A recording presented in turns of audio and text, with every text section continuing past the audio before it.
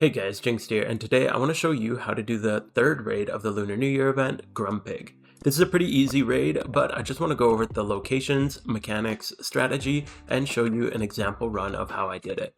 The locations that Grumpig is located at is Kanto's Mount Ember, Johto's Ruins of Alph, Hoen's Mount Chimney, Sinnoh Route 225, and Unova's Giant Chasm. I find Johto's Ruins of Alph the easiest one to get to. The mechanics of this fight are honestly pretty easy to just ignore.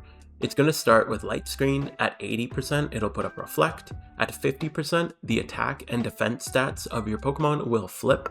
And at 33%, it'll set up Trick Room. As for a general strategy, you'll basically just want to come in, set up a Tailwind, and then spam Dark, Bug, and Ghost type moves.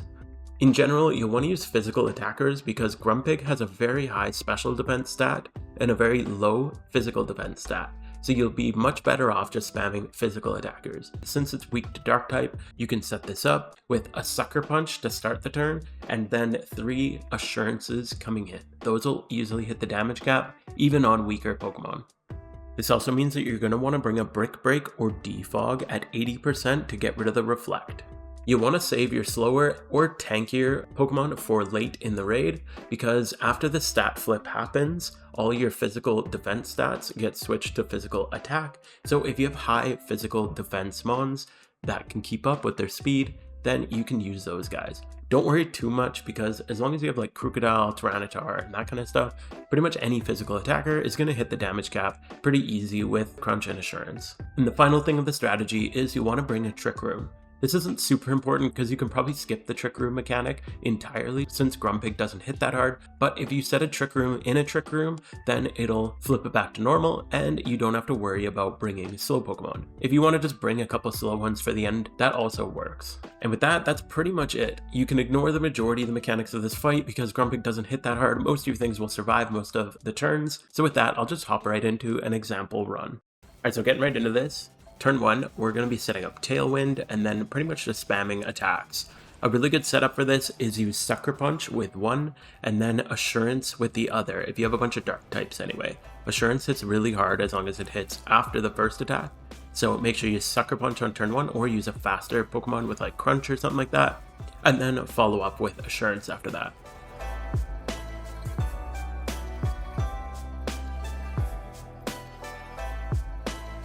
Also, it uses light screen immediately in the fight and then reflect at 80%. So I'd recommend just leading in with a Tailwind user and 3 attackers, which will drop it to its reflect, and then bring a Brick Break user or Defog or however you want to deal with that afterwards.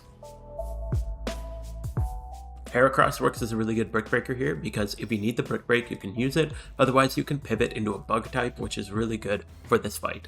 Defog is really handy if you're going to be using low accuracy moves, whereas Brick Break would be better overall if you are not going to be using lower accuracy moves, because it will do some damage while removing the screens.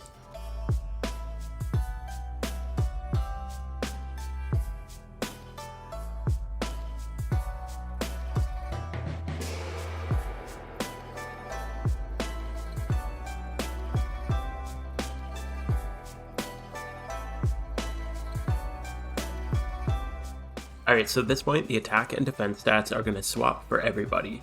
This would be a time where you could probably get away with using some special attackers here because they won't be affected. Otherwise, if you have some really strong defensive mons, this would be the time to bring them in. Tyranitar and Crocodile are pretty good here too because they're really bulky in addition to having good attack. But if you have some purely tanky mons, this would be a good use for them. And you can finally get some use for your Darkrai if you earned one and haven't been able to use it yet. If you're going to use special attackers, they're really not great here though because Grumpig has a massive special defense stat compared to its physical stat. So even using physical attackers with stat swaps is probably still going to be better than using special attackers.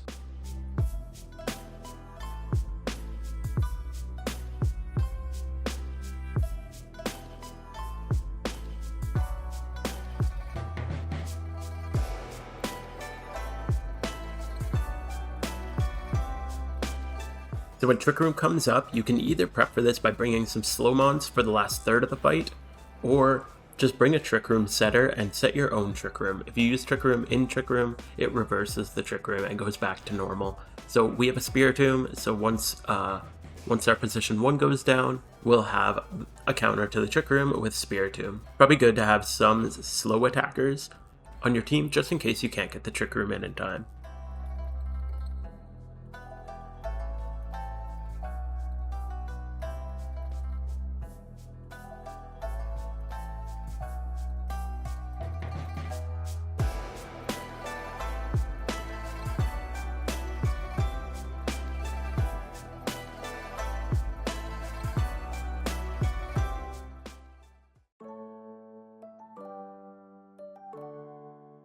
And just like that, Grumpig is down nice and easy.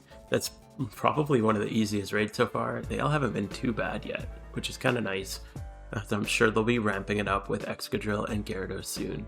Let's see what we got. We got a mild 31 attack, or 31 special attack, 31 HP. Not too bad.